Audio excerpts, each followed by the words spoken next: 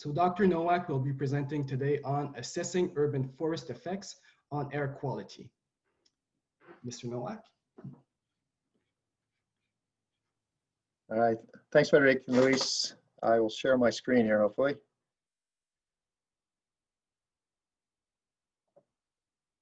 All right, is it showing up? Yep, everything's good. All right, super. Good morning, everybody. So today I would like to talk to you about the role of trees in affecting human health and environmental quality. As Frederic was saying, I work for the U.S. Forest Service, and the role of our mission is to understand the role of nature, and particularly trees, in affecting human health and environmental quality. But today I'd like to talk particularly about air quality, so originally where I started in this field. So what I want to do in the next 20 minutes or so is just overview how trees affect air quality, and then show you really briefly some of the tools we've developed that will work in Canada, many of them will, how we quantify the benefits of trees, and in this case, particularly air quality benefits of trees. So as you can see in this slide, trees are a dominant part of many city systems. 75% of the world's population lives within forested regions, and average tree cover globally is around, I think it's around 26%. So trees are a large element within our city systems, and they do affect air quality. So how we manage them and where we position them, what species we use, will impact the concentrations of pollutants within city systems. And that's what I want to talk to you today about. How do those trees affect that? Because if you understand how trees affect air quality, maybe we can design better cities to reduce air pollution concentrations and help improve human health within cities. So the way we try to diagram this out for people to understand is use the word tree, T-R-E-E, with each of the letters standing for one of the major attributes of how trees affect air quality within cities. So the first one being temperature reduction. This is a big one in terms of air quality because many emissions are temperature related. And cities tend to be warmer. It's going to be more important actually in the coming years with climate change. There's a phenomenon called urban heat islands. Because we pretty much, as we develop cities, we put down impervious surfaces which absorb heat. At the same time, we reduce vegetative surfaces which evaporate water. We tend to create these, what they call heat islands, if you will, where we tend to have warmer air temperatures within cities because of the construction of more impervious surfaces, less evaporation of water, blocking of winds, trapping of heat, things like that. So heat islands typically range from 1 to 6 degrees C, with warmer temperatures within city systems, and trees can help influence that in reducing air temperatures. So it's all about, when you're talking about trees within cities, it's not about the tree itself and counts of individual trees, it's about the leaf area. This is where the work is done from the forestry point of view, is that trees have stomates on the bottom of their leaves. During the daytime, those stomates open up and they evaporate water. So you have two major processes that affect temperature within city systems. One is shade itself, which the tree leaves themselves and the bark will shade the impervious surfaces so they don't absorb the heat, but the trees themselves absorb the heat. And two, while the trees are absorbing the heat, a lot of that water is evaporated from the leaf surface. Evaporation is a cooling process, thus we get cooler air temperatures in and around trees, where often you'll see within park systems what we call cool islands, where they have reduced temperatures within cities, and that cool air then blows off from those parks into the surrounding regions to cool off temperatures. And this impacts not only air quality, but also impacts thermal stress and human health that way by reducing temperatures. So the leaves are very important in this process. So where we position those leaves relative to people are important in designs of protecting populations, because when you're talking about air quality, or in this case temperatures, it's not just about the forests themselves, it's about forests in proximity to the people. So here we see a typical sketch of an urban heat island. The greatest heat islands you find is pretty much the temperature difference between the urban and rural environment. And most people think that the heat island is greatest during midday. Actually, the heat island is greatest just after sunset. And because it's a temperature difference, the temperatures are greatest midday, but the temperature difference is greatest just after sunset because the rural environment cools down rather rapidly, but the urban environment will stay warm just as the sun goes down because those impervious surfaces, roads, and buildings are re-radiating the heat they collected during the day, so they cool down much slower than the rural environment. So the idea within forestry is to put more trees in there to absorb the heat itself and or reduce air temperature through evaporative cooling. Why is it important for air pollution? As you can see, this is ozone. Ozone is often is temperature dependent. This is the measured ozone in Los Angeles based on daily maximum air temperature. As temperatures increase, we tend to have more ozone being formed because there are more emissions. There's many things going on there, but typically for ozone, ozone is not directly emitted. It's a chemical reaction that produces ozone in the atmosphere. Typically on warmer days, they tend to be sunnier, which then as more light drives the process, air tends to stagnate. And we also, as temperature goes up, so do the emissions of many factors, both anthropogenic and natural factors. So we have all these processes, and as temperatures increase, we tend to have higher and higher exceedance of the ozone standards. So temperature is a big one. Removal is the next one. This is also related to leaves. This one is where most work is done, and directly related from trees, related to air pollution. Again, the leaf surfaces out there have those stomates, and they're evaporating water during the daytime. As you have gaseous pollutants in the atmosphere, such as nitrogen dioxide, sulfur dioxide, ozone, and carbon monoxide, there's a higher concentration of the pollution outside the leaf than inside the leaf. So the pollutants disperse or diffuse into the leaf surfaces, as you can see on the lower right there. And once it goes into the leaf, the interior of the leaf is mostly water, and those pollutants are removed from the system. Plants are very good at removing ozone, sulfur dioxide, and nitrogen dioxide. They are not very good at removing carbon monoxide. The soil is a better environment for removing carbon monoxide, so you want to get those pollutants down to the soil. Plants are adapted to removing carbon dioxide. They can remove carbon monoxide, but it's at a very low rate. And actually, if they do remove carbon monoxide, just like carbon dioxide, it acts as it's a carbon-based mechanism for growing the plant. So it's good. Actually, the trees can utilize the carbon from carbon monoxide in their growth. So it's not really harmful to the plant. They're just not adapted to removing carbon monoxide. With sulfur and nitrogen, when it goes into the interior of the leaves, it dissolves in the water and creates a sulfuric or nitric acid. In most cases, it is not a problem unless you have high sulfur and nitrogen concentrations, let's say near Sudbury or so. In that case, the plant leaf will burn up from an acid reaction. And if you start seeing plants burning from high pollutant levels, such as sulfur and nitrogen, you got bigger issues in terms related to human health, because the plants will be indicators of high concentrations. But for the most part, under low concentrations, the plant will actually utilize the sulfur and the nitrogen as a fertilizer to help the plant grow. So it's actually helpful to the plants under low concentrations. It's harmful under high concentrations. With ozone, the water goes in, or the ozone goes into the interior of the plant and reacts with the cells on the inside. It actually is harmful to the plants depending on the species. Some species are more sensitive than others to ozone. It breaks down the ozone, doesn't really utilize it, but it can remove it. So with gases, again, it's the leaves. It's going interior to the leaves. The plants are constantly during the daytime exchanging gases as they evaporate water. They take in these other pollutants into the interior surface and remove them from the system. Now, this is different than what we're talking about with particles. Now, particles are not the gas. We're talking fine physical mass particles of different sizes. It's the surface of the plants now, the leaves, that become important in removing particles, because it's the texture of the leaf that will capture those particles on the exterior surface of the leaves. So plants that have hairy leaves, sticky leaves, waxy leaves tend to capture more particles than smooth leaves. Conifers tend to do better because they tend to have smaller leaves, tend to be better at capturing particles. For the particle, you have to get the particle to hit and impinge and then stick upon the plant. Conifers offer year-round protection versus deciduous trees. The problem with particulate matter removal, unlike gaseous removal, is the plants only hold them for a period of time. They're not removing it from the system per se. It's only holding it, moving from the system and changing its state. It's holding the particles on the surface of the plant, which means the particles haven't gone away. They're just not in the air anymore, but they're on the plant surface. And this leads to a couple of issues. One is those particles under high winds will resuspend back to the atmosphere. It's like taking a dirty shirt, if you will, and then going outside and shaking it out. The shirt may capture the particles for a while, but if you shake it out, those particles go back. And same thing happens with wind. As you have higher wind speeds, they tend to capture more particles because more particles impinge, but they also tend to lose more particles because they tend to resuspend. So with particles, it's constantly on and off. What is the best mechanism for removing the particles is rain itself. Rain is a great atmospheric cleanser. So when the rain comes down, it hits the leaves, it washes the particles off the leaves. Most of the particles will dissolve in the water. Some, such as heavy metals and other things, might not dissolve, but they will be transferred then from the leaf to the soil.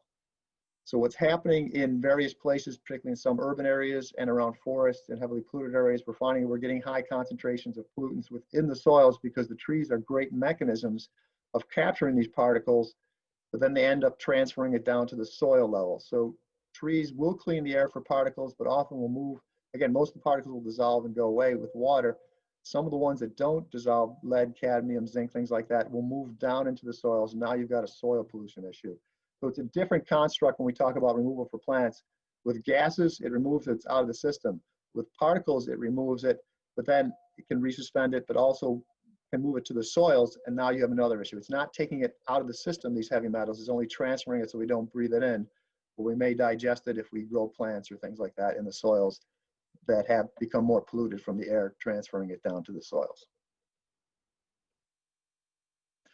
This is a graphic of cumulative, the solid line is cumulative concentrations with on leaves. So you can see it basically shows it fluctuates during the time, through time.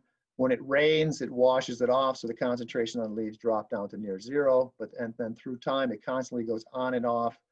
And so basically a leaf can only hold a certain amount of mass, no matter how long it is. It's the water that's doing the mechanism of the removal. Another thing to consider in terms of removal is the boundary layer height. That's the top of the atmosphere. If you ever fly in an airplane, there's a lot of turbulence in the lower level until you break above the boundary layer height. It's usually around 100 to 200 meters at the nighttime, up to 1 to 2 kilometers during the daytime. And that's where most of the pollution is trapped within the atmosphere. So basically, as the boundary layer height shrinks, concentrations will go up. If you have the same amount of mass and you shrink the box down, concentrations go up, but so do the effect of the trees relative to the amount of mass in the box. Trees do their best in percent removal when the boundary layer is low, and as the boundary layer gets higher, the percent goes down, but as concentration goes up, trees remove more and more. Typically, we find around, on average throughout the daytime, less than 1% air quality improvement, but that does have impacts on human health. But in certain areas and certain times of the days, it can be up to 15%. And actually, they found in studies in Los Angeles, there's up to 40% reductions within forested stands. So if you are interior to forested stands, you can have greater removal, greater reductions in pollution concentration than we can measure from removal. And this has to do with what we call, what I call the roof effect or the canopy effect. In essence, it's like being indoors. If you stand interior to the stands and the pollution is coming from outside of the stand, the forest canopy above itself is keeping the wind entrained above the canopy and not bringing it down to the ground layer. So the plants are only removing 15%, but the actual impacts can be up to 40%. Again, it has to do with design. I'll show you a little bit about this in a few slides coming up. Here's pollution removal. We've done it for the United States, and here's results that we found for Canada. We analyzed 86 cities, and we find that from those 86 cities, about 16,000 tons per year being removed. It has an impact value of about $227 million in Canadian dollars, and reduces about 30 deaths per year and about 22,000 cases of acute respiratory symptoms. What we do in our modeling, I'll show you at the end, we associate how trees affect the concentration in the atmosphere, and we look at changes in concentration through the epidemiological literature on impacts on human health. So we try to estimate, as you change the forest, how does the concentration change? And then how does the human health change associated with those concentration changes? So that's a modeling scenario. What's important here is, as I talked just a few seconds ago about forests, canopies, or when you're inside the interior of a stand, the air is much cleaner because the pollution's not getting into the stand. We have sometimes can have an inverse effect in urban areas. It's important about understanding designs. If you have high vehicle traffic along certain roadways and put a forest above it, you are now driving underneath the canopy of the forest. And what happens in this case, where's pollution going to go? Is it coming out of the tailpipe? Often we keep our freeway systems open because the solution to pollution is dilution. We want those concentrations to disperse into a large volume of air. What happens in these cases, if you have canopy trapped over the top of the roadway, there's nowhere for the pollution to go upward. It has to move laterally, and then you put the sidewalks along the sides of the roadways. Now you're basically putting people in close concentration to automobile traffic, and are not allowing that automobile emissions to disperse into the atmosphere, but keeping them along the ground level. These can be inverted designs that we have to be careful about. it's not an issue so much of the trees. It could be part of the design. The issue here is we're putting people very close to cars, which is often what we do in city systems. So we want to get that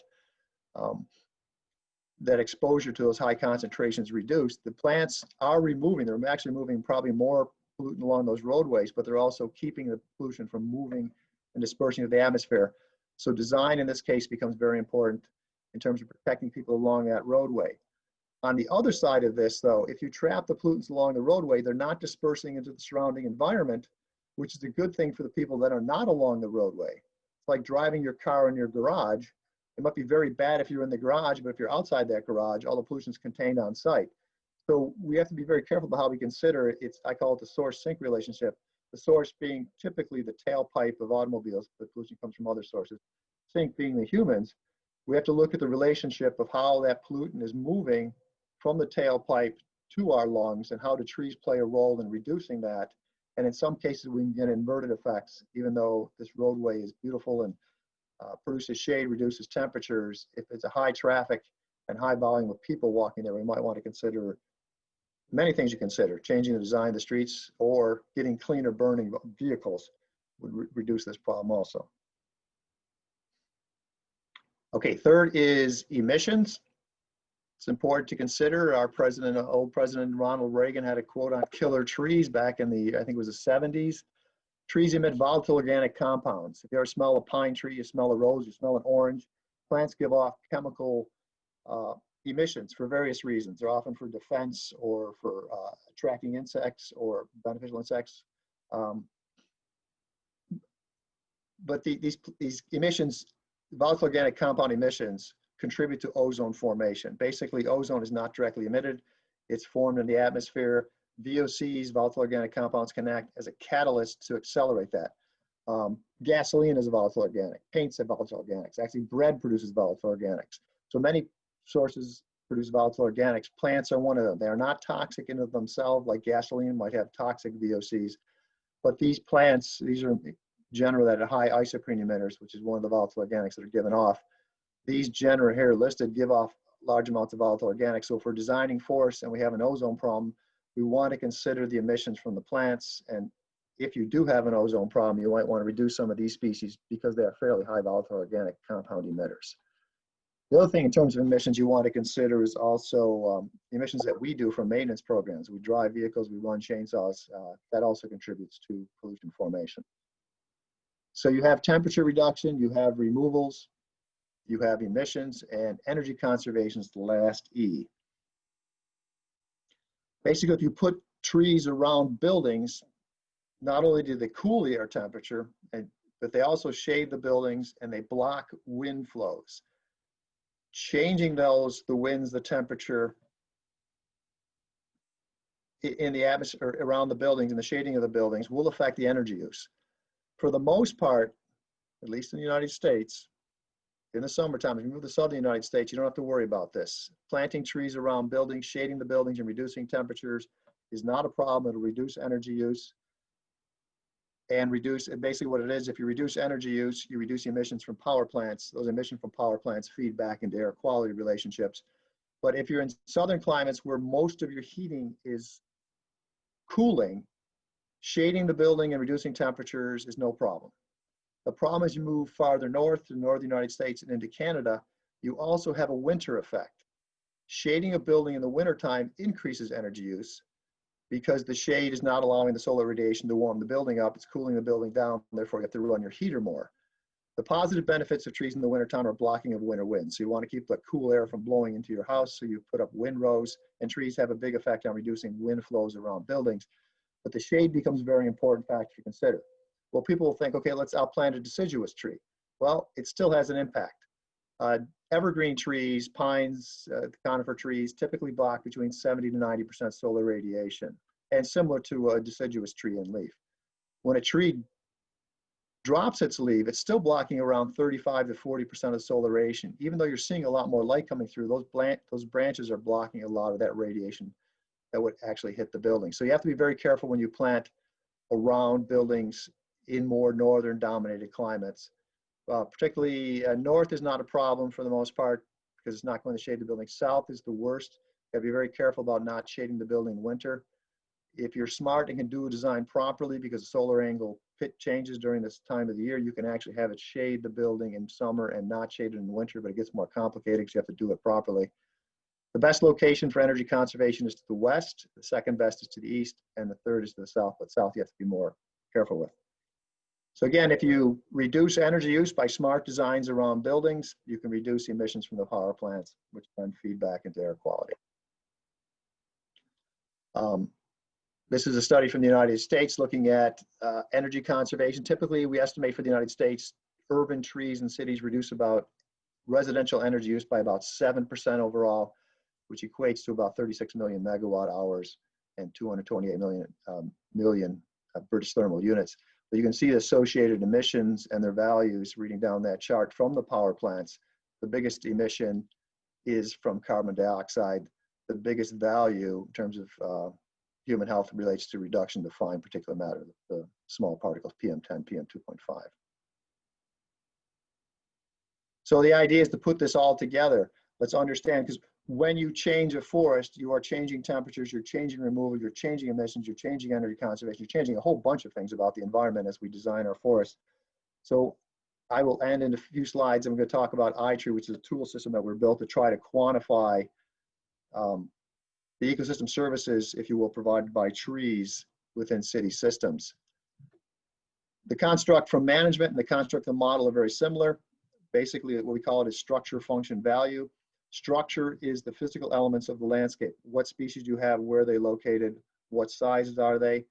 Those determine the various functions, such as air pollution removal, and that has a value to society. And so what we try to do is, based on measurements of you collect data on your structure, we estimate the various functions and values.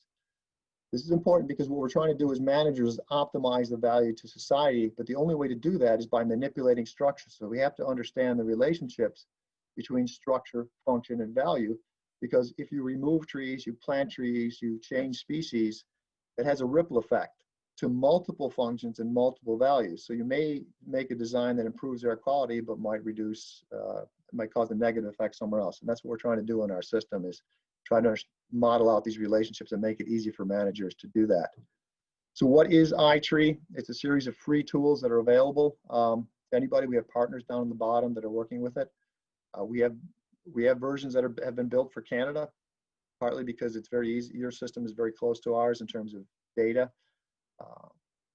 What the model basically does is you tell us where you are, you measure some attribute about the tree, the species, its size, and we bring in the local pollution and weather data, which we've done this for Canada already. And then we basically simulate those processes we talked about, the gas exchange that goes on, the energy conservation, the emissions and things like that, to try and quantify out what are the impacts of those trees.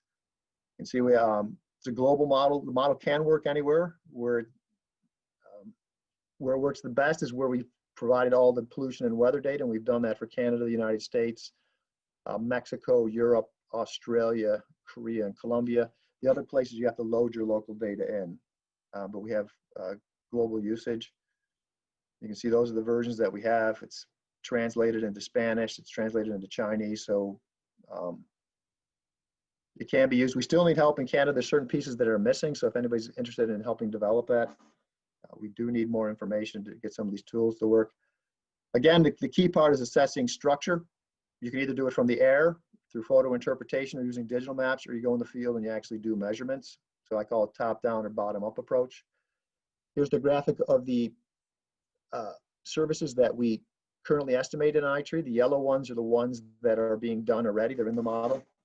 And the green ones are the ones we're working on right now: cooler air temperatures, pollen emissions, and products. We actually have papers out on those right now. As soon as the papers are published, we will put them into the model. So what the beauty of this is that if you change any of the structures, you can see how all multiple benefits change and multiple values.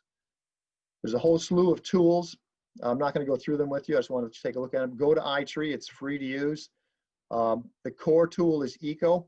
That's where everything is built off of. That's the main engine that runs everything. But we have tools like Canopy you can use to photo interpret tree cover in Canada and understand some services. MyTree is a phone app where you can do individual trees and see the value of the trees. Design, you go on to Google and you can sketch your house and put trees around your house to see the value. So we're trying to engage people from school kids to homeowners to landscape managers to understand the impacts that trees have on their environment. We have specialized tools for water flows, air temperature, water temperatures. We have species recommendation programs. So I can't go through all of these right now, but feel free to check it out, and feel free, there's free tech support. Feel free to reach out to us, but this will help you quantify locally some of the air pollution removal if you're only looking at that, but also other services provided by trees.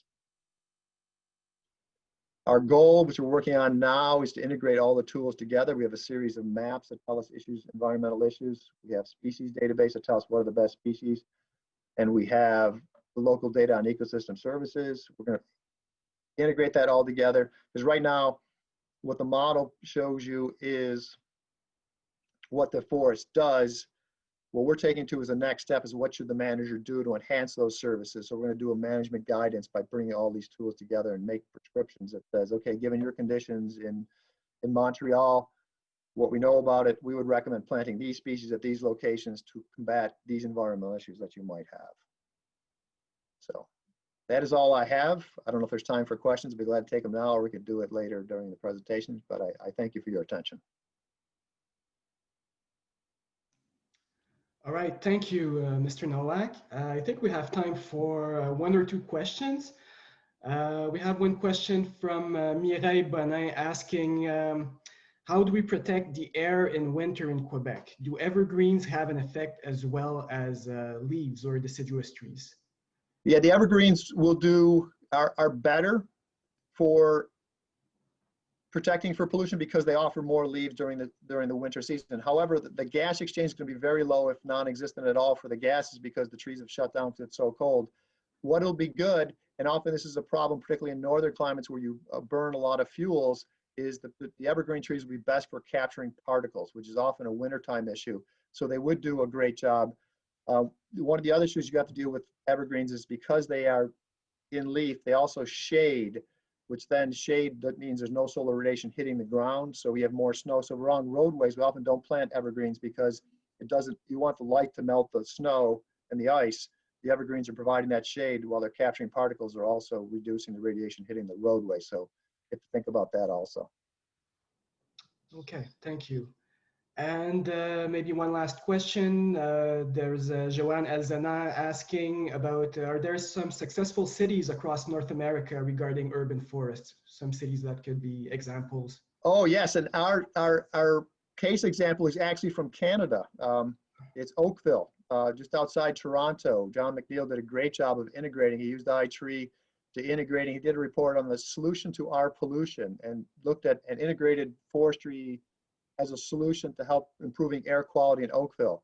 So, and Toronto's done reports. We've done many different cities in Canada, but that's one of the best cases. New York City's Million Tree Campaign was built off of iTree. So there are various cities that have utilized the data. And as we often tell people, don't collect the data unless you have a reason to collect the data and you're going to use it. Just having the numbers don't mean much, but using those numbers to make a difference, like they did in Oakville and New York City, to change the environment. And this gives basically local data to make your case of the impact of vegetation on your local city. Then take it the next step further and do something with it. Just don't say, okay, that's wonderful to know. But a lot of cities have been very progressive. Some people have put price tags on trees in front of their parliament to say, these trees have value. So there's a lot of innovative ideas that are out there. Okay. Thank you so much. I think for the sake of time, we're going to move on to the next presentation, but people will still have the opportunity to ask some questions during the panel at the end. Sounds good, thanks. All right, merci. Donc, notre prochain conférencier, M. Philippe Aparicio de l'Institut national de recherche scientifique.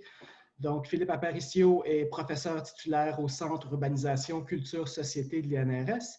Il enseigne au programme de maîtrise en études urbaines, titulaire de la chaire de recherche du Canada sur l'équité environnementale et la ville. Il est le directeur du laboratoire d'équité environnementale. Géographe de formation, ses intérêts de recherche actuels incluent la justice et l'équité environnementale, la pollution atmosphérique, le bruit et le vélo en ville. Il a publié une centaine d'articles dans différents domaines reliés aux études urbaines et à la géographie. Donc, M. Aparicio vient nous parler aujourd'hui de l'exposition des cyclistes à la pollution de l'air et au bruit du trafic routier dans plusieurs villes à travers le monde et des enjeux méthodologiques et de planification urbaine qui sont reliés. Monsieur Aparicio. Merci Frédéric. Est-ce que vous voyez ma présentation? Oui, c'est parfait. Parfait. Avant de démarrer, je voudrais juste signaler que je suis géographe de formation, comme l'a dit Frédéric, et je suis ni chimiste ni médecin. Et effectivement, les enjeux de pollution touchent à la fois à la santé et à la chimie, donc il est possible que je dise quelques petites bêtises. Donc si c'est le cas, n'hésitez pas à me reprendre et soyez indulgents.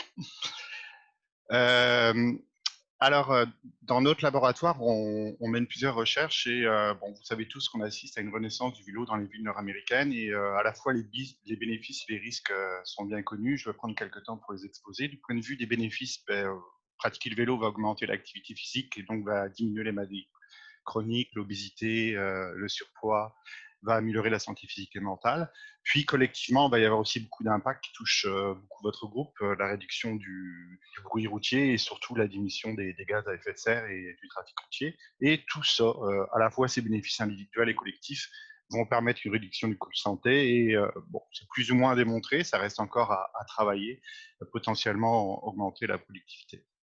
Par contre, parallèlement, la pratique du vélo est associée à beaucoup de risques. L'exposition au trafic va générer du stress, de l'anxiété, l'exposition au bruit et aux polluants va aussi être associée avec une augmentation parfois de certaines maladies respiratoires ou cardiovasculaires, voire même certains types de cancers. Puis ça aussi, ça va avoir des coûts pour le système de santé. Quoi qu'il en soit, plus spécifiquement sur les villes européennes et nord-américaines, on assiste, plusieurs études ont largement démontré que les bénéfices de la pratique du vélo surclassent les risques, ce qui n'est pas toujours le cas dans certaines villes du Sud où les niveaux de pollution sont extrêmement élevés. Nous, ce qui nous intéresse en partie dans notre programme de recherche, c'est voir comment les caractéristiques du trajet qui est réalisé en vélo va modifier les expositions au bruit routier, à la pollution bien entendu, et surtout à l'inhalation de polluants. Puis il y a différentes catégories, bien sûr des catégories que vous connaissez bien, des facteurs que vous connaissez bien qui sont des conditions météorologiques, la distance, le temps, le moment de la journée, où la journée elle-même peut avoir un impact. Des paramètres que je vais inciter un peu plus tout à l'heure sur l'environnement urbain, les conditions de trafic et les conditions relatives au nombre de véhicules rencontrés, la cohabitation avec les usagers, etc. Donc, on a 3 axes dans notre programmation de recherche au laboratoire d'équité environnementale. Un, on veut comparer les niveaux d'exposition individuelle entre les modes de transport, auto, vélo, transport en commun, et comparer les niveaux d'exposition du bruit, de la pollution de l'air et surtout des doses inhalées. Deux, voir quels facteurs vont être associés vont concourir à augmenter ou à diminuer ces niveaux de pollution, et ce, dans différentes villes à travers le monde, des villes nord-américaines, européennes et des villes du Sud. Puis, un axe qu'on vient de développer récemment, qui est plus embryonnaire et donc peut-être un peu plus imprécis, où on veut comparer les impacts sur la santé en comparant surtout les villes les plus polluées avec les villes les moins polluées. Pour l'inhalation et l'exposition, l'inhalation de polluants comme les particules fines et le dioxyde d'azote. Quelques mots sur comment on fonctionne, comment on va collecter des données primaires sur l'exposition au bruit des cyclistes à travers plusieurs villes. On a démarré de manière assez simple avec des capteurs Aeroqual qui viennent de la Nouvelle-Zélande qui mesurent les NO2. On a une valeur à chaque minute. Par la suite, bon, vous savez tous qu'il y a une sensibilité croisée quand on mesure le NO2 avec l'ozone. Donc, on a rajouté bien entendu un capteur d'ozone pour contrôler cet effet-là. Après, on a rajouté des senseurs particuliers avec le PM2.5 et le PM10, toujours chez Aeroqual. On a utilisé des vêtements biométriques qui sont vraiment super intéressants, qui sont développés par Exoskin, qui est une compagnie canadienne, montréalaise, qui permettent d'avoir à la fois la ventilation et plusieurs paramètres cardiaques. Donc, nous, on l'utilise principalement pour avoir la ventilation, c'est-à-dire le nombre de litres d'air respiré à chaque minute aspiré à chaque minute par le cycliste. Et en multipliant cette ventilation par les mesures de pollution qu'on obtient par les appareils Aeroqual ici, on va être capable d'évaluer la dose inhalée à chaque minute par le cycliste. Pour le bruit, on utilise des sonomètres bruit à l'équerre. On couple ça après à des montres GPS et un téléphone, puisque les usagers vont devoir suivre un trajet à travers la ville. On a des caméras, une devant, une derrière, une devant et une sur le côté, pardon, pour enregistrer le trajet et pour par la suite mesurer, faire des indicateurs de trafic en temps réel, essayer d'évaluer les conflits, etc. Pour charger tout ça, on a des batteries et on a un nouvel appareil que, bon, finalement, on n'apprécie pas trop, donc on a construit notre propre appareil qui est un Codaxus. Cet appareil-là, qu'on refait nous-mêmes autrement, nous permet de mesurer les distances de dépassement. Donc, je fais juste une parenthèse, dans toute l'évaluation qu'on fait, on mesure aussi la sécurité.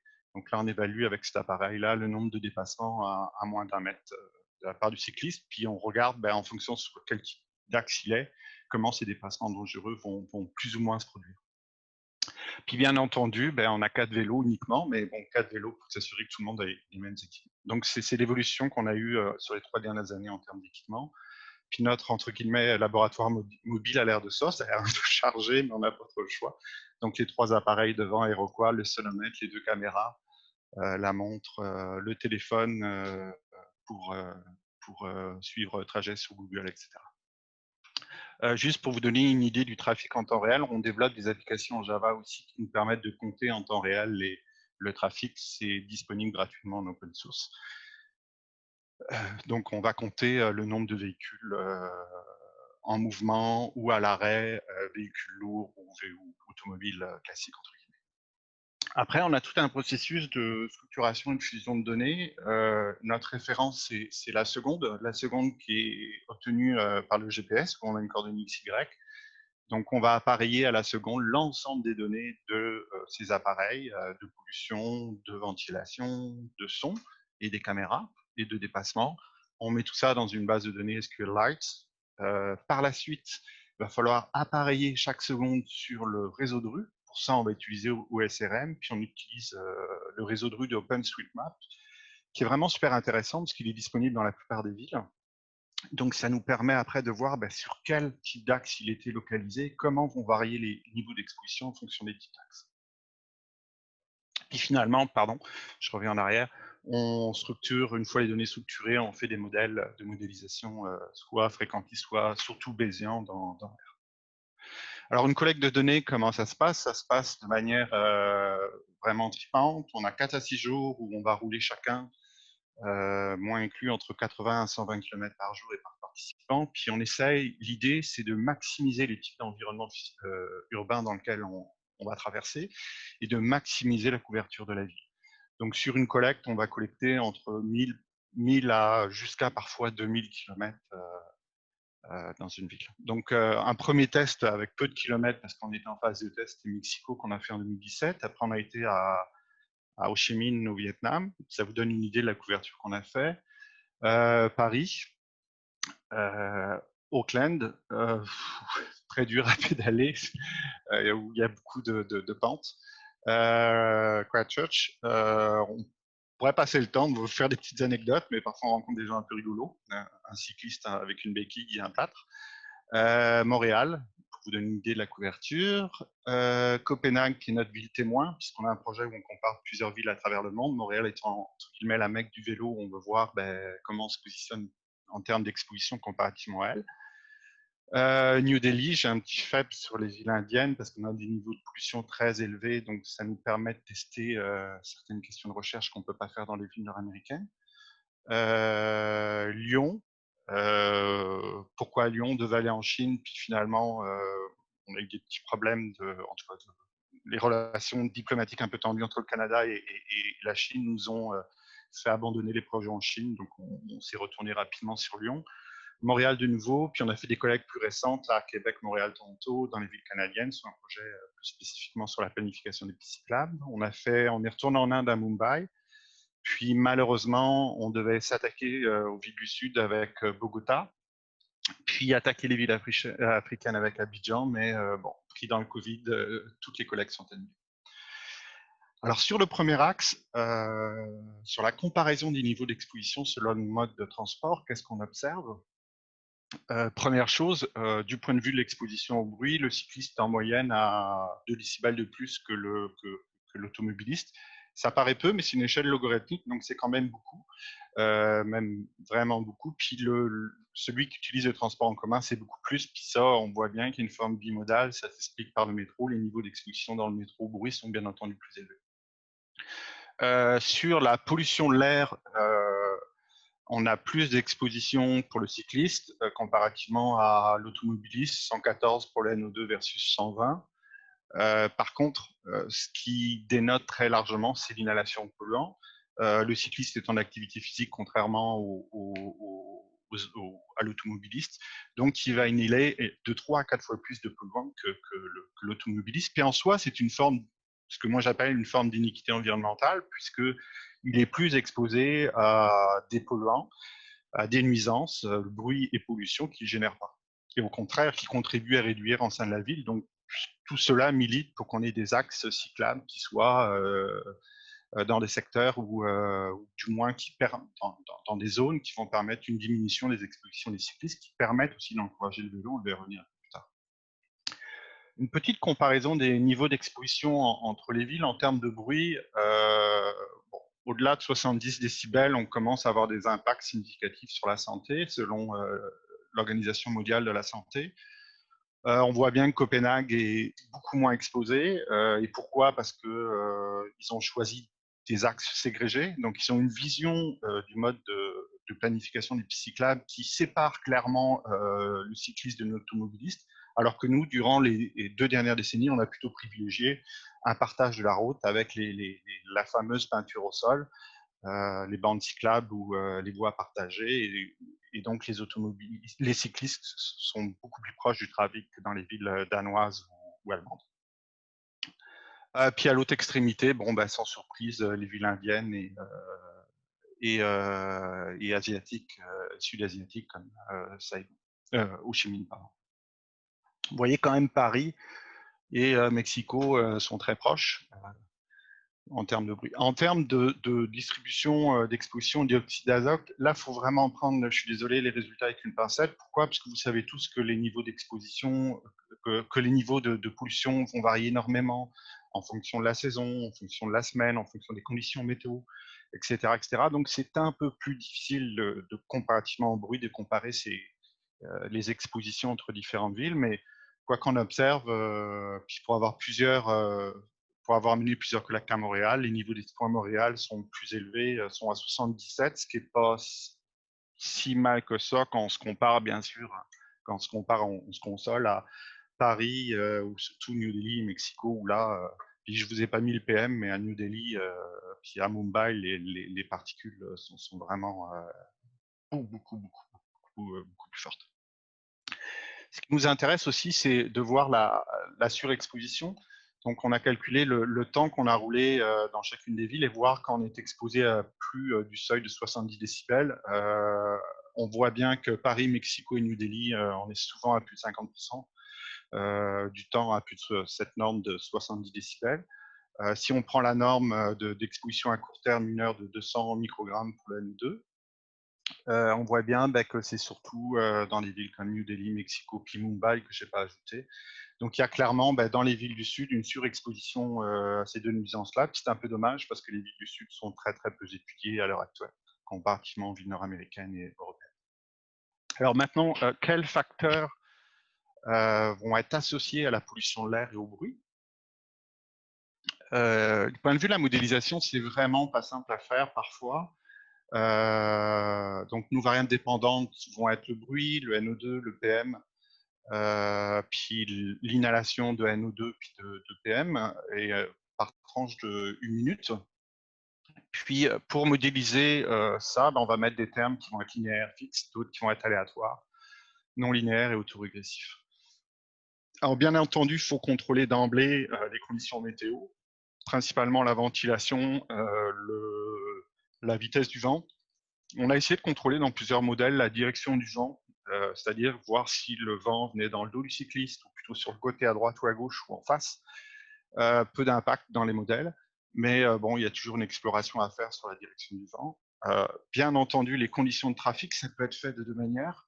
Première manière, on a des mesures en temps réel, c'est-à-dire le nombre de véhicules rencontrés à chaque minute, puisqu'on les a comptabilisés sur les vidéos. ou bien tout simplement mettre le type d'axe, qui est une variable de substitution du trafic en temps réel, un proxy si vous voulez, donc route primaire, secondaire, etc., qui eux sont tirés de OSM, de OpenStreetMap. Puis bien entendu, le type de voie cyclable sur lequel on est, puis cyclable sur rue, hors rue, bande cyclable ou voie partagée, ça va avoir un impact sur le niveau d'exposition. On va regarder les conditions de l'environnement urbain, est-ce qu'il y a des travaux ou pas. La végétation, on vient d'avoir une superbe présentation là-dessus. Là, c'est très difficile à évaluer l'impact.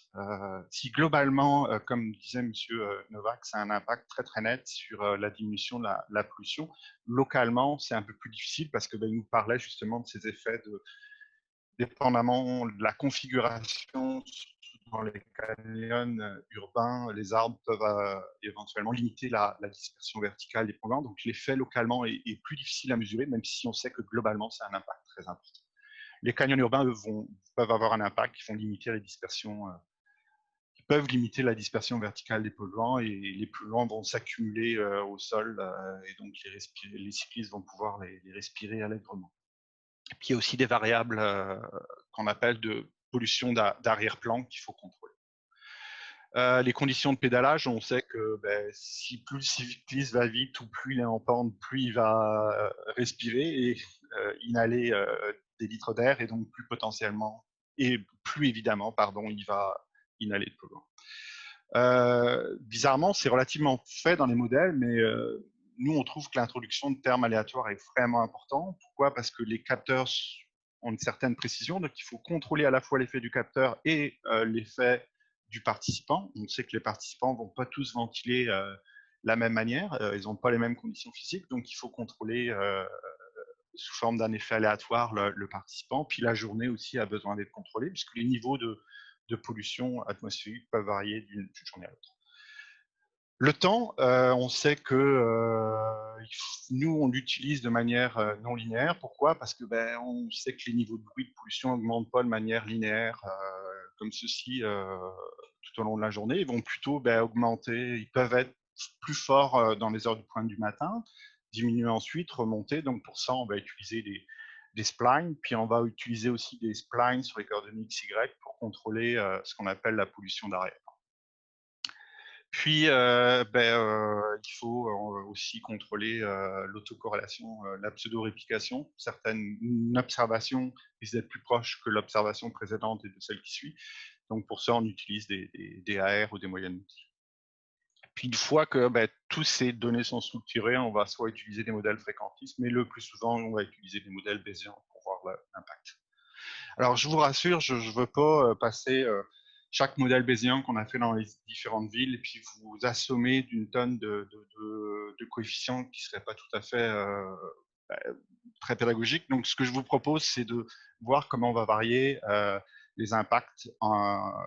Je les ai tout simplement résumés sur ce graphique-là en ayant l'impact du prédicteur, puis un certain niveau d'incertitude, comme si c'était la valeur de d'emblée, on sait que le trafic va avoir énormément d'influence sur l'exposition au bruit et à la pollution.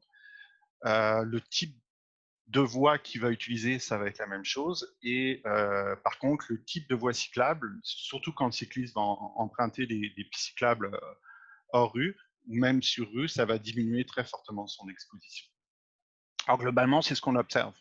Quand un cycliste roule sur une rue primaire, secondaire, tertiaire, son niveau d'exposition va être beaucoup plus fort que s'il roule sur une piste cyclable hors rue ou sur une rue résidentielle. Bon, je suis certain que je ne vous apprends pas grand-chose quand je vous dis ça. Peut-être le résultat le plus intéressant, et c'est très important en termes de planification, par contre, quand il va rouler sur une bande cyclable, une voie partagée, il est beaucoup plus proche du trafic. Et donc, il y a peu de différence entre rouler sur une bande cyclable, une voie partagée, et rouler sur un axe secondaire, primaire ou tertiaire. C'est-à-dire, ça ne diminue pas les expositions, et on sait aussi que c'est des axes où ça concourt à augmenter l'insécurité et le risque d'accident. Par la suite, les travaux, bien entendu, ça va augmenter les niveaux de pollution et de bruit, surtout quand c'est surtout particulaire avec la poussière. La vitesse du cycliste et les pentes vont bien entendu augmenter l'inhalation de polluants. Les canyons urbains, eux, c'est bien démontré, vont contribuer à augmenter l'exposition des cyclistes. Puis la canopée, la présence d'arbres, pardon, comme je vous disais tout à l'heure, c'est beaucoup plus difficile à mesurer. Si globalement c'est un impact, localement c'est plus difficile. Un arbre, ça a un impact globalement, tous ensemble ont un impact sur le niveau de pollution, mais localement, il passe fort, c'est pas quelqu'un avec une paille qui va aspirer toute la pollution de toutes les voitures qui passent sur la rue, donc son impact est plus difficile à mesurer localement, même si on sait globalement ça. Maintenant, un deuxième axe, un dernier axe qu'on essaye d'évaluer, c'est les impacts sur la santé, de l'exposition au bruit et à la pollution de l'air. On a deux approches. Une approche qu'on a développée à New Delhi, puis on est en train de dupliquer dans d'autres villes. On va faire un petit calcul très simple. Si on prend la valeur guide de l'OMS qui est de 200 microgrammes pour la NO2 sur une heure, si on calcule quelqu'un qui a une ventilation moyenne relativement faible, quelqu'un qui marche, admettons, là, de manière très très lente, aurait, si je multiplie ça par 15 litres par minute, globalement par minute, il pourrait injecter 3 microgrammes. Alors, c'est des calculs faits au pouce, là, c'est pas très précis, puis c'est juste des estimations. Donc globalement, on pourrait estimer, peut-être qu'on se trompe, que sur une heure, on ne devrait pas dépasser 180 microgrammes inhalés. En prenant cette référence, donc je vous ai mis cette courbe-là de 180 sur une heure. Vous avez sur l'axe des X les minutes. Nous, ce qu'on a observé à New Delhi, c'est que lorsqu'on est sur une rue résidentielle, on obtient cette courbe-là. Puis à l'inverse, lorsque vous êtes sur des autoroutes ou sur des axes majeurs, on obtient ces courbes-là qui sont beaucoup plus pentues, bien entendu. Et donc, rouler sur une rue résidentielle, on atteint ce 180 mg en 28 minutes. Puis sur un axe majeur, on va l'atteindre en 22-23 minutes. Ce qui prouve bien que le type d'axe emprunté va avoir un impact considérable sur l'inhalation de polluants. Autre approche, on essaye d'évaluer l'impact on a essayé de l'évaluer l'impact sur la fonction cardiaque. Ce qu'on prend deux équipes, une équipe qui roule avec masque et une autre sans masque. On l'a fait à Montréal, on l'a fait à Mumbai. Et Mumbai, c'est un peu plus difficile du point de vue éthique parce qu'on a des niveaux de pollution qui sont extrêmement élevés. Donc, je ne peux pas demander à mes étudiants de rouler sans masque, puis je vais être le seul à rouler sans masque. Et donc là, on a un problème de représentativité, mais bon, du moins, ce qu'on obtient, ce qu'on a fait pour Montréal, c'est que donc on demande aux personnes de rester 40 minutes dans une position assise. On va mesurer 5 paramètres de la fonction cardiaque que vous avez listé ici dans le bas. Je vous laisse lire tranquillement. On va les faire rouler pendant 2 à 4 heures, puis on va refaire les mêmes paramètres. Puis après, on va comparer la variation des paramètres avant et après par tranche de 5 minutes. Puis on va faire la même chose pour l'après-midi, puis on va contrôler après dans un modèle les doses qu'il a inhalées pendant qu'il faisait du vélo. Ce qu'on a trouvé, c'est que il y a un petit impact, mais qu'il est très très minime à Montréal, tout simplement parce que les niveaux de pollution sont beaucoup plus faibles. Donc l'impact à court terme de l'exposition au bruit et aux particules fines est très très faible sur la fonction cardiaque à Montréal. Par contre, à Mumbai, on a observé des choses un peu plus intéressantes avec des impacts beaucoup plus importants. Avec les limites que je vous ai dit, on a quand même des effectifs assez limités. Donc, c'est ce qui fait un peu le tour de ma présentation. Je pense que vous avez parlé très, très, très vite, mais bon, ça va nous laisser peut-être un peu plus de temps pour les questions. Merci.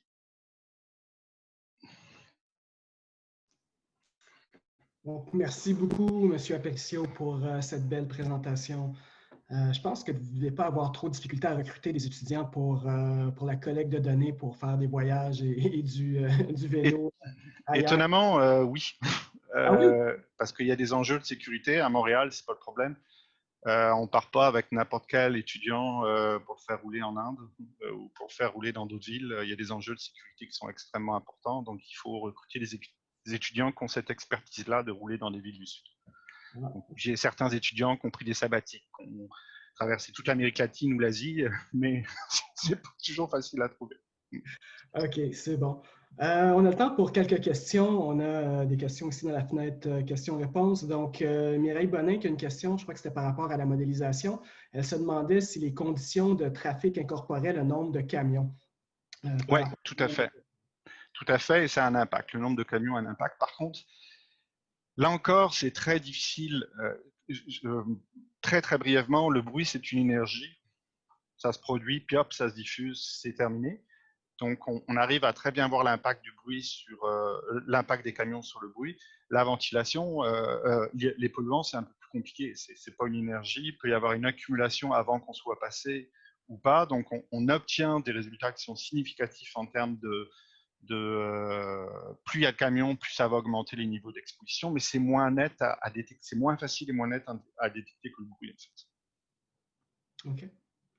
Merci. Ici, on a Samuel Loisel-Prince qui se demande si les données se ressemblent pas mal entre Montréal et Québec. Je vous dirais qu'on est encore en phase exploratoire. Ce qu'on observe, c'est que les niveaux de bruit sont un peu plus faibles à Québec. Sur la pollution, ben, je ne peux pas vraiment me prononcer parce que ça dépend de la semaine où on y serait allé. Il y a des conditions particulières qui peuvent avoir fait que la semaine où on était à Québec, les niveaux d'exposition étaient plus faibles. OK. Puis il y a Joanne Elzana qui demande si, bon, par rapport au vélo, si vous avez noté des différences notables en hiver par rapport à l'été, puis si vous aviez aussi des recommandations particulières pour les pistes cyclables hivernales.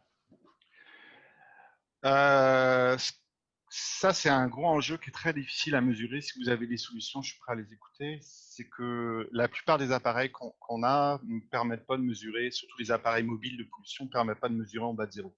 Donc, ce qui veut dire que l'hiver, on ne peut pas faire de collecte. Donc, c'est très difficile de comparer les niveaux d'exposition hiver et tout ce qu'on peut comparer, c'est le bruit et la sécurité. C'est certain que si on veut encourager le vélo d'hiver, il faut à tout prix déneiger les pistes cyclables, il faut à tout prix ouvrir le pont les ponts, ça vient juste d'être fait, mais ça a pris une dizaine d'années à être fait. Donc oui, le déneigement des pistes cyclables est très très important, notamment pour les questions de sécurité. Et ça va diminuer, on pense, l'exposition au bruit. On serait capable de le mesurer. L'exposition au polluant, malheureusement, on ne peut pas le faire actuellement.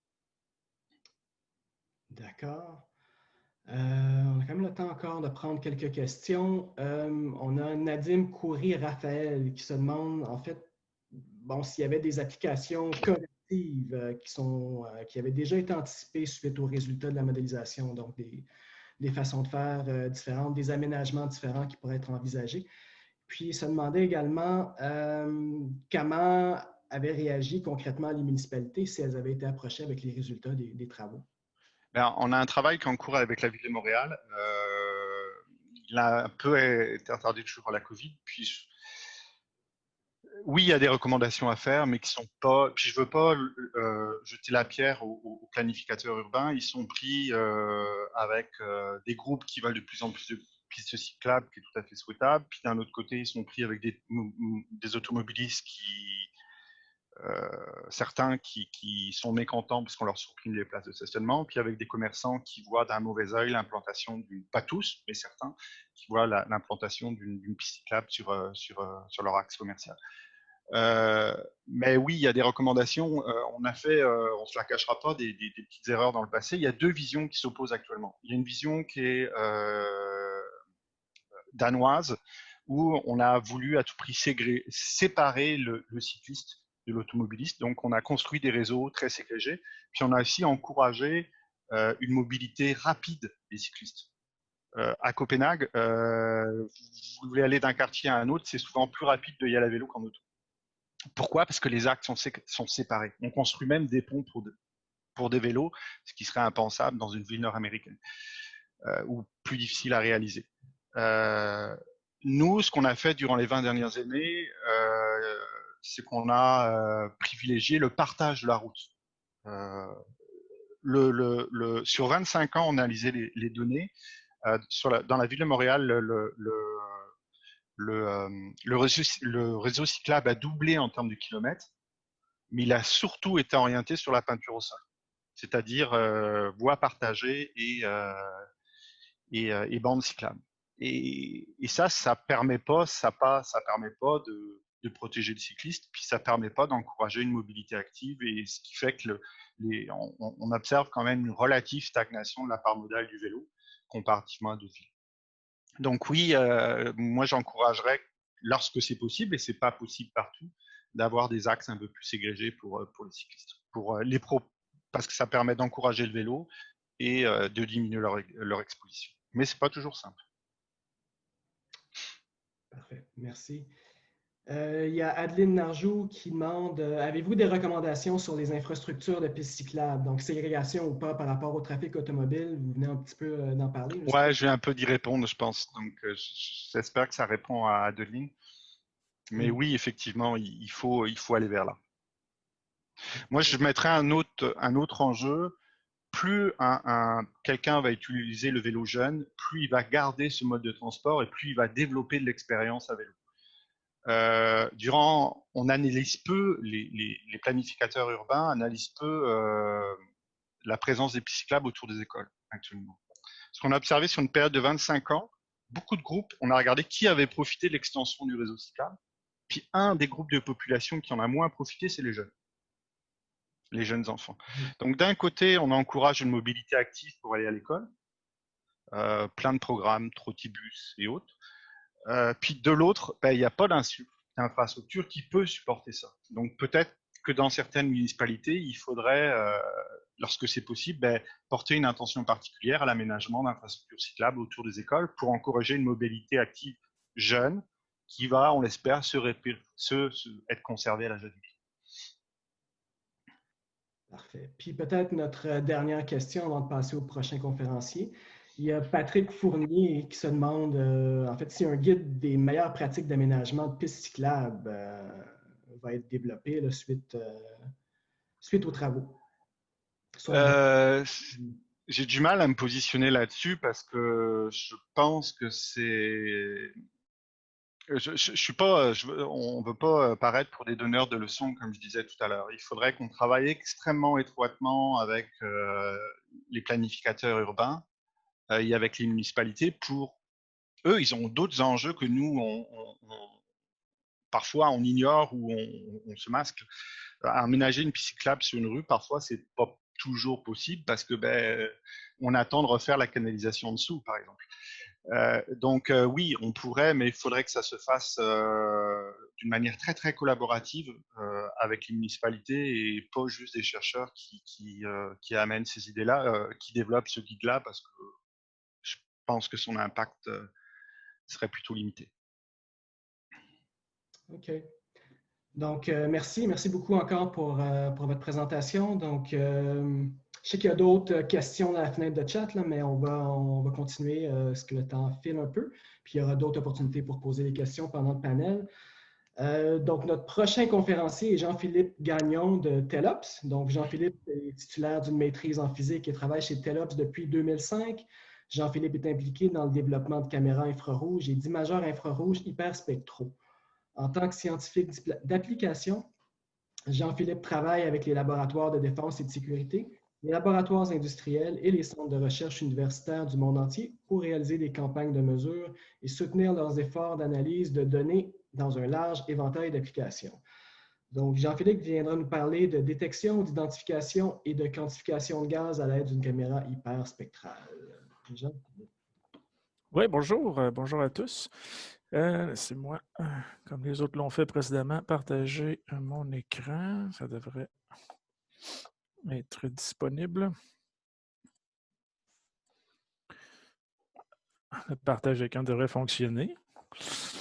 Donc, j'imagine que vous m'entendez bien aussi. Tout va bien. Parfait, merci. Oui, effectivement, donc ça me fait plaisir de vous présenter aujourd'hui nos instruments aussi, ainsi que les résultats de nos dernières campagnes de mesure qu'on a fait là, sur la détection, l'identification et la quantification de gaz à l'aide de nos caméras hyperspectrales. Donc, pour l'agenda de la présentation, je vais mentionner brièvement TELOPS, ce qu'on fait, c'est de où on vient. Et ensuite, je vais présenter la caméra qui a été conçue pour la détection et l'identification de gaz.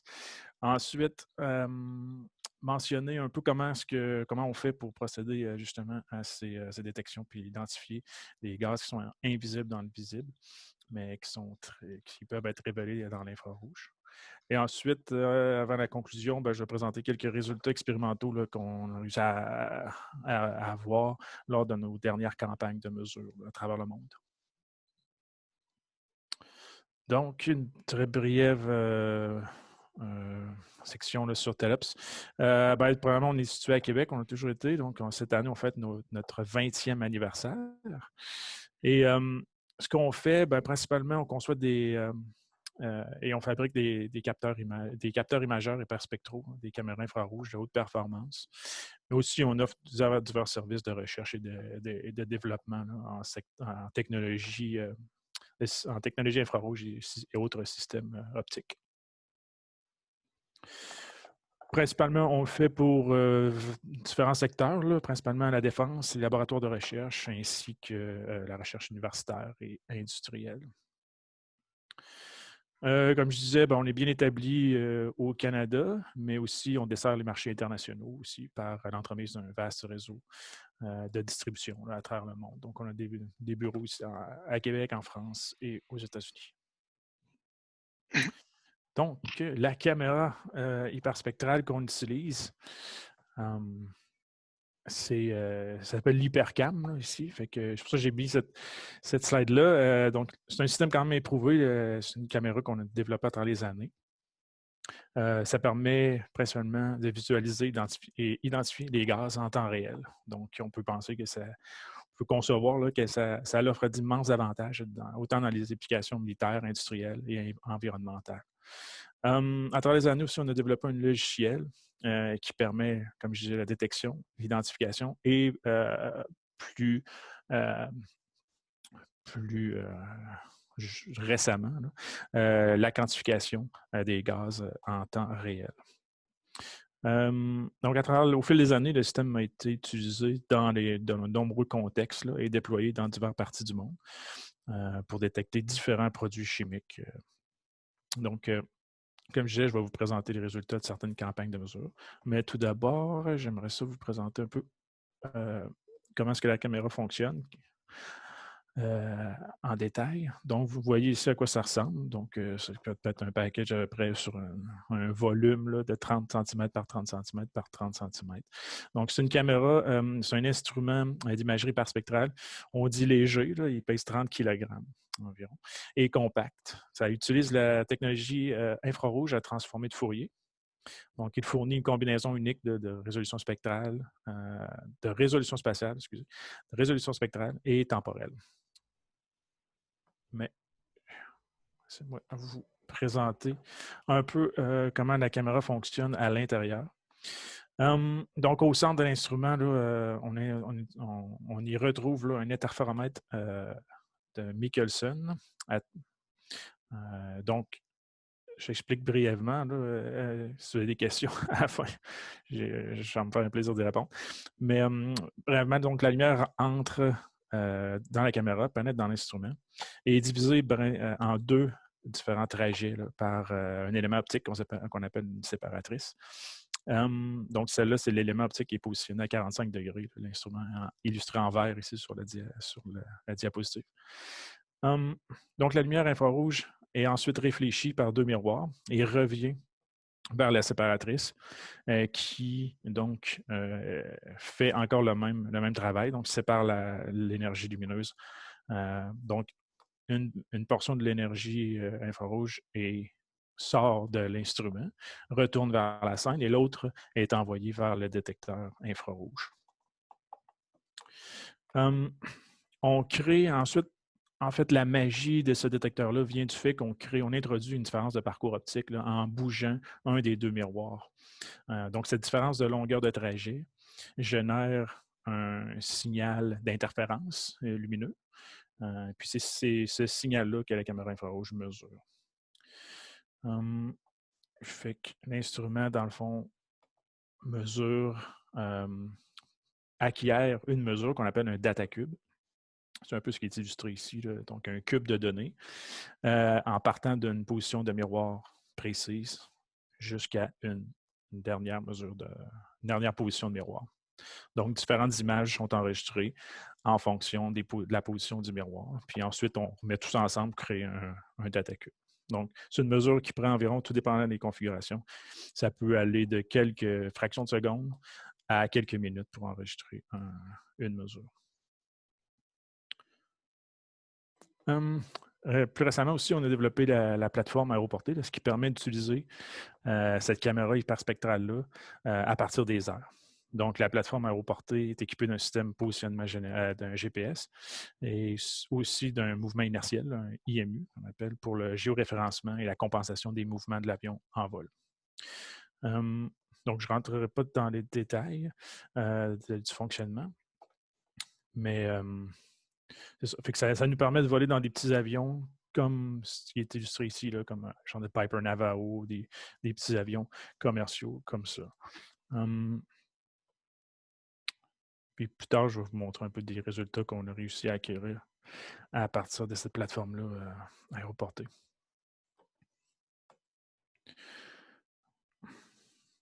Donc, notre logiciel qu'on a développé, bien, ça ressemble à ça. Puis ici, c'est une vidéo qu'on a créée d'une relâche. Fait que en temps réel, c'est ce que l'usager voit là, se passer devant l'écran. Ça fait que c'est un logiciel, dans le fond, analyse chaque data cube qui est enregistré, qui était collecté par la caméra, analyse ce data cube-là spectralement et tente d'identifier là où les signatures que l'usager a sélectionnées. Donc, l'usager peut en sélectionner plusieurs, soit une ou plusieurs. Puis là, le logiciel, en temps réel, cherche à travers les données qui sont collectées par la caméra cette signature-là. Ensuite, les résultats de détection et d'identification sont codés par couleur et présentés à l'utilisateur en direct pour une visualisation facile. Comme dans l'image ici, ce qu'on voit, c'est une relâche de SF6. Excusez, on utilise beaucoup les termes anglais. Je suis désolé, je vais peut-être en glisser quelques-uns à travers la présentation. Donc, ouais, c'est un panache d'hexafluorure de soufre ici qui est révélé. Fait que ça marche. À droite, j'ai mis différents exemples de composés chimiques qui ont été détectés là, avec la caméra à travers les années. Bien sûr, cette caméra-là était initialement conçue là, pour la détection de signatures gazeuses, infrarouges, pour le domaine militaire. Donc, ces signatures-là, ici, ce que j'ai présenté, ce sont des traceurs là, que les chercheurs utilisent pour voir si la caméra fonctionne bien. Là. Mais c'est ça, c'est peut-être pas des signatures qui causent un problème du point de vue environnemental.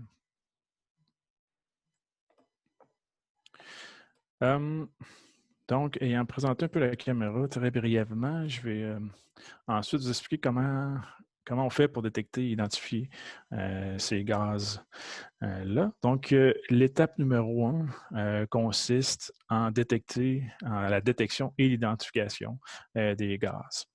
Donc, c'est la première étape. Ceci, comme je disais, est accompli en utilisant notre logiciel que je vous ai présenté précédemment. Donc, tout ce que ça fait ici, ça permet d'identifier, de détecter et d'identifier la signature en question. Donc, le logiciel nous présente en couleur, en temps réel, le panache de gaz, tel qu'illustré ici.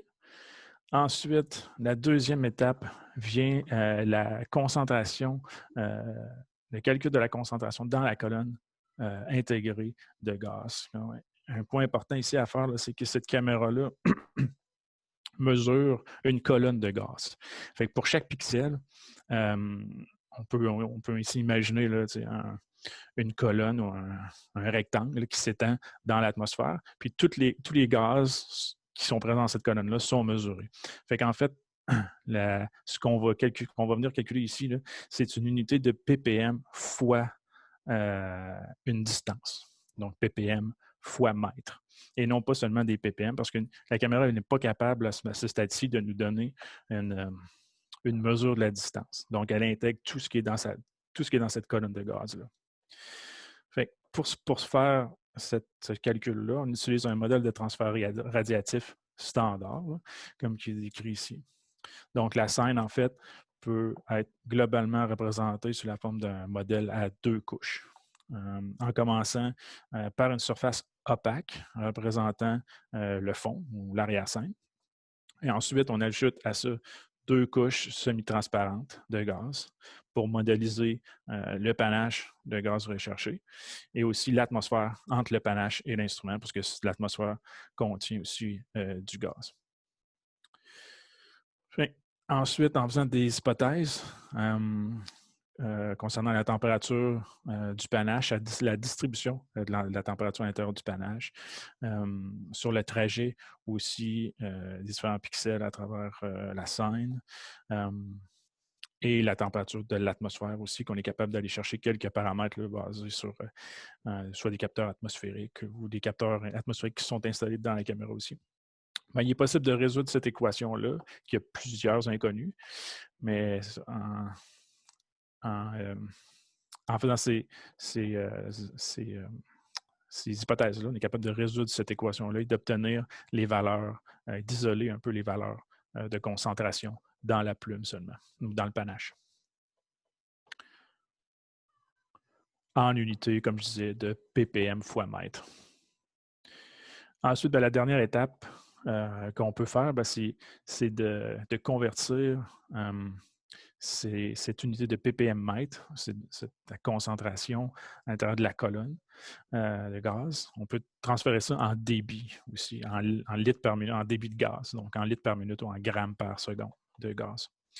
Donc, on fait ça à partir des spécificités de la caméra elle-même. Donc, à partir de son champ de vision, l'angle de chaque pixel, si on veut, le champ de vue de chaque pixel, la distance estimée jusqu'au panache de gaz.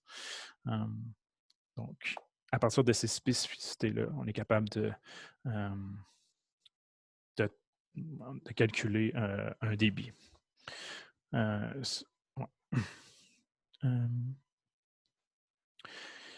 En fait, ouais, c'est ça. Enfin, le débit massique de gaz, excusez, je me reprends, j'ai du texte ici, j'essaie de lire à travers mon texte, mais ce n'est pas super évident. En fait, on utilise les spécificités de la caméra et aussi les résultats obtenus lors de la deuxième étape. Donc, nos résultats de concentration, on peut calculer à partir de ça une masse totale de gaz contenue dans une certaine région de l'espace. Et ensuite, en multipliant ou en intégrant la vitesse estimée de ce gaz-là qui passera à travers de cette zone-là, on est capable de déterminer un débit. Donc là, je ne rentrerai pas dans le détail, mais il y a plusieurs façons d'estimer la vitesse du gaz. Mais souvent qu'autrement, une simple mesure des vents mesurée par un anémomètre, une station météo quelconque proche, peut suffire. Ou il y a d'autres mesures aussi qu'on peut se servir là, si cette mesure-là de vent n'est pas disponible.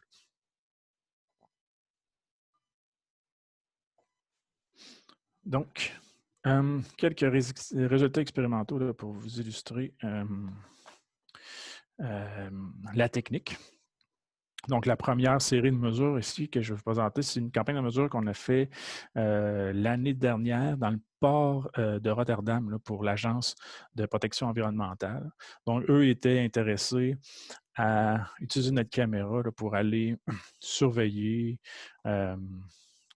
des différents sites industriels aux alentours du port. Donc, il fallait se concentrer sur des sites industriels, des cheminées, des sites d'émission spécifiques. Là. Fait que la campagne de mesures a duré, s'est étalée sur une semaine et on a visité plusieurs entreprises dans la région.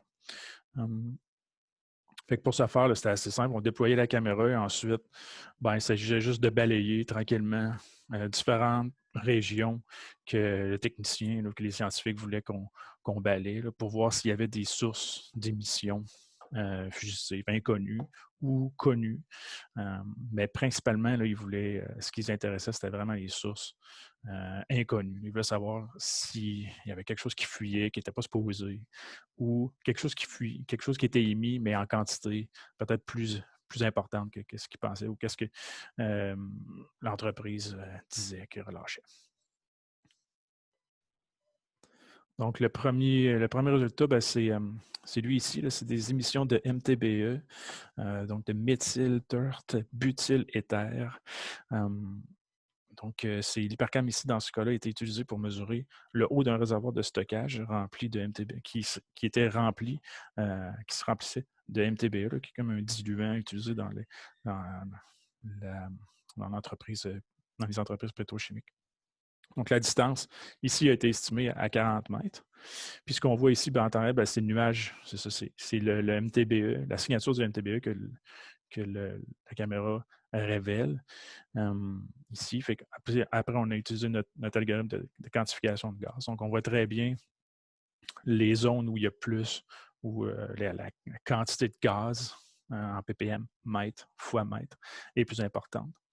Puis ensuite, comme je disais, en multipliant ces données-là par la vitesse du vent, on peut estimer un flux.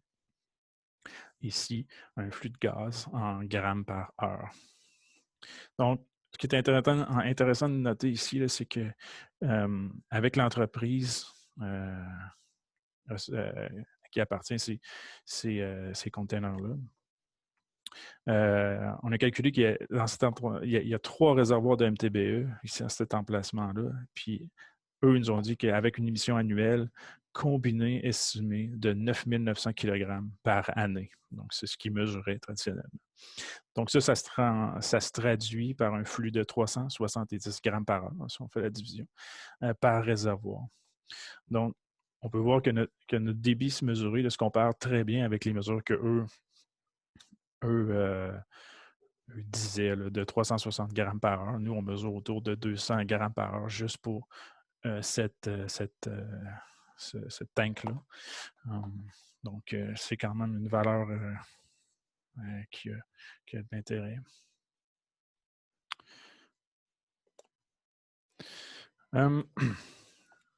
D'autres mesures, ça c'est. Donc, j'ai présenté un exemple de la campagne dans le port de Rotterdam. Une autre avenue là, sur laquelle on met beaucoup d'efforts, il y a eu beaucoup de développement les dernières années, c'est la mesure de méthane. Ici, à partir du sol, j'ai d'autres exemples plus tard à partir des airs. Mais on a travaillé à travers les années avec Total, la compagnie française, pour faire différentes lâchées chez eux pour vraiment quantifier des lâchées de méthane ou des fuites de méthane importantes là, dans un contexte où ils veulent protéger leurs installations et leurs employés aussi d'une fuite possible de méthane. Aussi, on a travaillé dans le domaine des fuites fugitives de méthane, que ce soit à travers des systèmes de distribution de gaz méthane ou de gaz naturel, comme ici. Ici, ce qui révèle, en fait, ça, c'est une fuite qu'on a décelée là, juste en pointant la caméra à cet endroit-là. On ne s'attendait pas à avoir une fuite, puis là, ça fuyait à plusieurs niveaux là, dans le système de distribution. C'est ici. Sinon, une autre avenue aussi qui est un peu différent, là, mais qui est toujours relié au méthane, c'est des émissions de CH4 ou de méthane dans les sites d'enfouissement. Donc, que ce soit à travers des systèmes d'échappement dédiés, là, où il y a des tuyaux d'enfouis, puis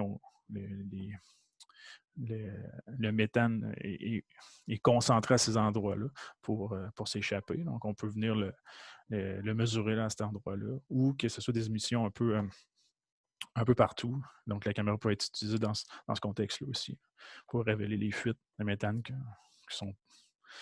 sont pas nécessairement concentrées à certains endroits, là, mais qui peuvent s'échapper à d'autres endroits aussi.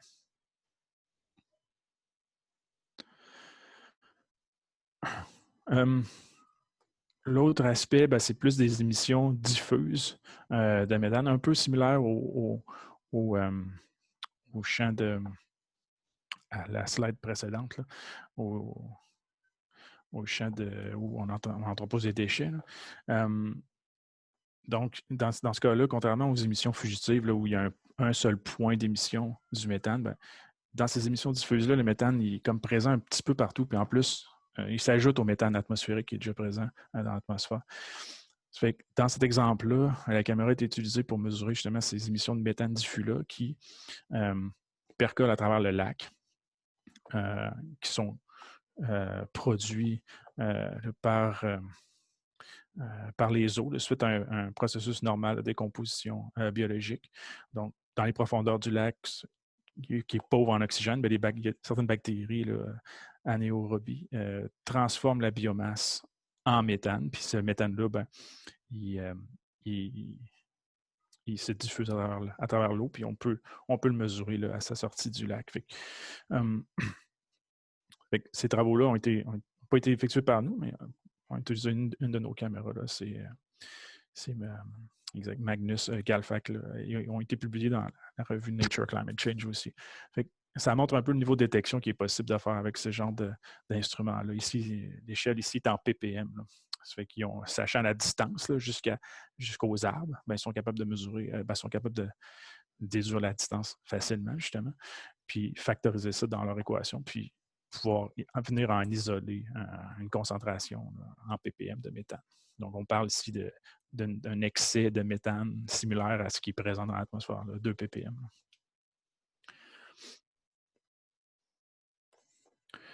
Un autre avenue sur lequel on met de l'énergie ces temps-ci, c'est les émissions de dioxyde de soufre provenant des navires, des cheminées des navires. Donc, ce qui est relâché dans l'environnement par les navires qui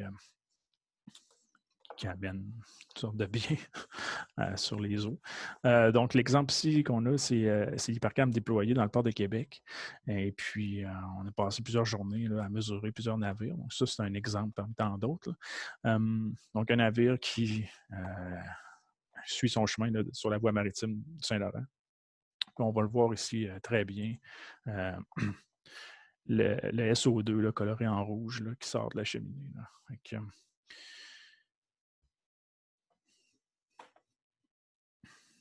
Donc, ici, c'est un navire qui...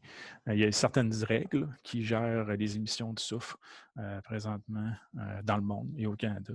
Donc, ça, c'est un navire qui émet quand même passablement de dioxyde de soufre. Donc ça, c'est une image, comme je dis, de détection, d'identification. Donc, en soi, c'est très intéressant, mais quand même, on essaie de...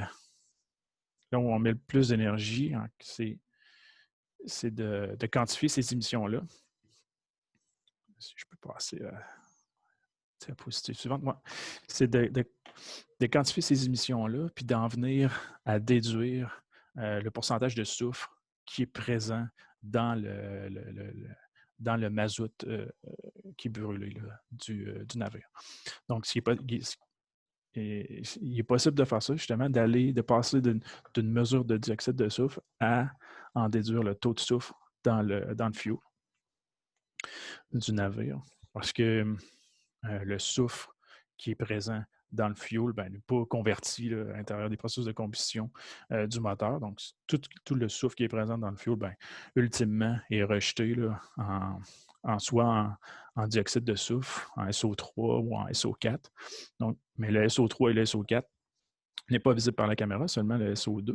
Mais par chance, le SO3 et le SO4, ce n'est pas des composés primaires. La plupart du soufre qui est présent dans le fuel va être libéré en SO2.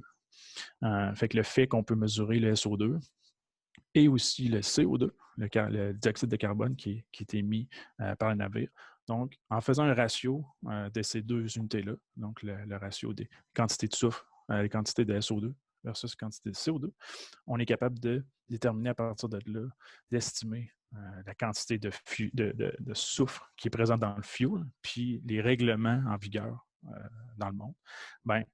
Ces règlements-là, ils imposent une quantité de soufre dans le fuel. Fait qu'on est capable de, avec notre caméra, de révéler par une mesure à distance, sans monter à bord, sans prendre d'échantillons. On est capable de déterminer si le navire ou non respecte les règles établies. Dans ce contexte-là, je vous donne un exemple. Là, dans le navire que je vous ai montré précédemment, on a mesuré un pourcentage de soufre de 1,84 % dans le fuel. Puis, en travaillant avec les propriétaires du navire, ils nous ont dit que, parce que le pourcentage de soufre est toujours bien mesuré, en fait, c'est Transport Canada qui impose ces règlements-là. Donc, ils sont en mesure de nous donner exactement les pourcentages de soufre à travers les différents pleins qu'ils ont fait. En moyenne, ici, on voit que le taux de soufre dans le fuel était de 1,94 %. Avec ça, ça nous donne vraiment confiance en notre méthode là, de déterminer la quantité de soufre dans le fuel des navires. C'est un autre exemple là, de mesure qu'on a fait quand même assez récemment. Passons maintenant à quelques mesures aéroportées. Voici un exemple un peu de qu'est-ce que le système est capable de faire. Donc, ici, on avait encore, en travaillant avec Total, on a fait des lâchers de méthane, quand même des quantités appréciables ici. Donc, le système est capable, en survolant une zone, de détecter la présence de méthane. Et puis, c'est le même concept. Là. On colore les pixels ayant détecté du méthane, certaines couleurs, c'est en rose. Ça fait que toutes ces données-là, on peut fusionner ça avec les données d'imagerie visible Google Earth. Là. Ça fait que ça me donne un beau une autre dimension là, dans ces données-là. Bien sûr, non seulement le méthane est visible, mais ça marche encore pour tous les types de gaz. Il y a une signature infrarouge. Donc ici, le système qui est capable de détecter la présence de différents composés chimiques en même temps, puis que tous les pixels, bien que chaque pixel ait un spec, chaque pixel est capable de nous dire s'il y a plusieurs types de gaz à l'intérieur du pixel. Fait qu'on n'est pas limité par un type de gaz, un pixel. Chaque pixel est en mesure de nous fournir la détection de plusieurs composés chimiques.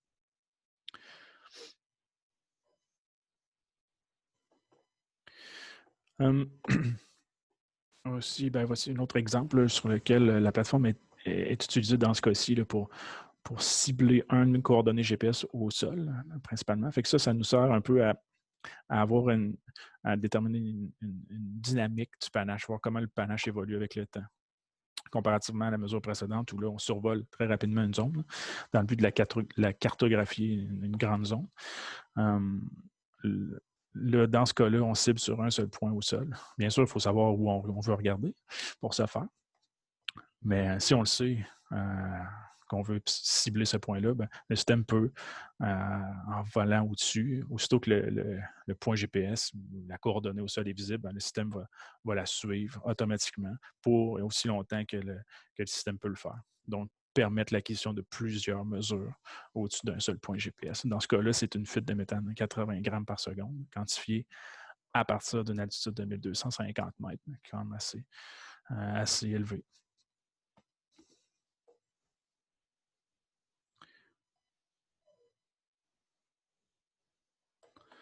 Donc voilà, en conclusion, je vous ai présenté ça un peu de façon très rapide, mais j'espère qu'en tout cas que je vous ai donné une meilleure idée de ce que permet l'imagerie hyperspectrale passive, telle que la caméra hyperspectrale, l'hypercam, et aussi ce qu'on peut faire avec les outils de détection, identification et quantification de gaz qu'on a développés à travers les années, autant d'un point de vue aéroporté qu'un point de vue au sol. Donc, n'hésitez pas si vous avez des questions. Là, on peut passer à la période des questions, ou sinon, si vous pensez à autre chose, après, n'hésitez pas à me contacter. L'adresse courriel est là. Merci beaucoup de votre temps. Merci beaucoup, Jean-Philippe, pour votre présentation. C'est fascinant de voir comment la technologie évolue. C'est presque de la science-fiction, ce que vous nous avez présenté. On a quelques questions ici dans la fenêtre questions-réponses. Donc, Patrick Fournier qui se demande, est-ce que la caméra pourrait être utilisée pour démontrer que les concentrations d'un contaminant qui est émis par une source ponctuelle sont plus basses que le bruit de fond? Donc, la teneur de ce contaminant qui est déjà présente dans l'air atmosphérique à proximité de cette source. Donc, Ouais, je sais pas si. Ben, je pense que oui, parce que je sais pas si j'ai bien compris, mais par exemple, si je prends la question là, du méthane, le méthane est déjà présent dans l'atmosphère à une certaine concentration, 2 ppm, mais on peut aussi démontrer là, que s'il y a une source, s'il y a une autre fuite de méthane là, juste tout près, là, on peut aussi la quantifier bien qu'il soit déjà présent dans l'atmosphère. Ça, c'est totalement possible de le montrer comme les gens d'Europe ont fait avec les lacs, là, les émissions de méthane diffuses. je pense que c'était l'essence de la question. Mireille Bonin qui se demande, est-ce que vos clients incluent des avocats pour mettre en preuve vos données devant les tribunaux? Un bon point. Non, on n'a pas d'avocat présentement. Cette technologie-là, c'est quand même, bien qu'elle est très prometteur, elle n'est pas encore au point où les autorités réglementaires utilisent cette technologie-là pour asseoir la législation. Fait que si on pense plutôt comme dans un contexte pétrochimique, les émissions de méthane sont très réglementées au niveau canadien, au niveau mondial, mais elles sont toujours basées sur soit d'autres sortes de technologies. Donc, présentement, on travaille fort avec eux pour faire avancer cette technologie-là pour qu'elle soit un peu plus utilisée là, comme base législative. Mais à ce moment-ci, ce n'est pas le cas. C'est plus utilisé dans un contexte de recherche, dans un nouveau contexte exploratoire. Mais il faut travailler fort justement pour faire arrimer les deux, là, autant les normes qui ont été basées sur d'autres technologies. Là, on vient greffer une nouvelle technologie. Il faut s'assurer de travailler avec les instances là, pour que les deux s'amarrent bien. Là, puis cette technologie puisse être reconnue. Là, parce qu'elle a certains avantages que les autres n'ont pas, là, bien sûr. Là.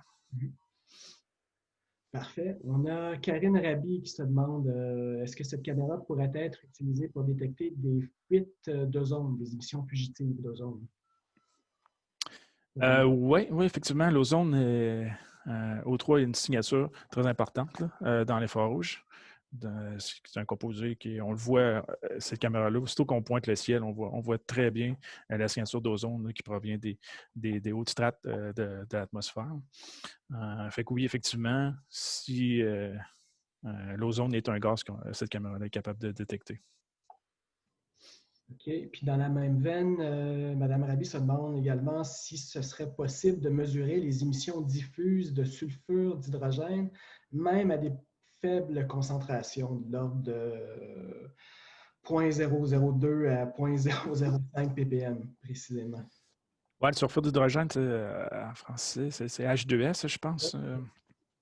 Ouais, le H2S, c'est un composé chimique très difficile à avoir pour nos caméras parce qu'il prend une signature très faible dans la bande passante de notre caméra. Puis deuxièmement, il se situe, ses raies atmosphériques, ses raies spectrales se situent très proche de celle de l'eau, de la vapeur d'eau. Fait qu'il est très difficilement identifiable. Puis pour le voir, ça prend des concentrations très élevées, là, vu que sa signature est très faible. Ça fait que ça vient un peu. Je pense, les essais qu'on a fait, là, on était capable de le sentir, le H2S, avant que la caméra le voie. Là. Fait que c'est. En fait, ouais, le H2S, c'est un gaz qui est très difficile encore. Là. Les détecteurs qui existent présentement, là, les détecteurs locaux, là, les point sensors sont encore meilleurs que nous là, pour ça. OK. Et puis, une dernière question. Il y a Joanne Alzener qui se demande, parce que là, on parle d'émissions gazeuses, mais elle se demandait s'il y avait un appareil similaire pour détecter les émissions de particules fines. À votre connaissance.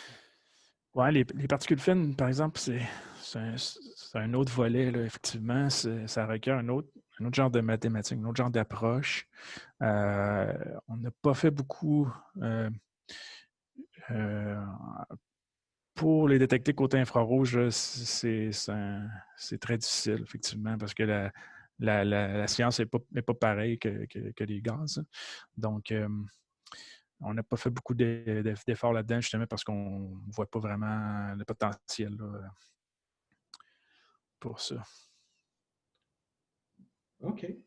Ben, c'est parfait. Je crois que ça conclut la période de questions. Donc, bon, parfait. Donc, merci beaucoup. Donc, je pense qu'on va maintenant passer au panel avec nos 3 conférenciers.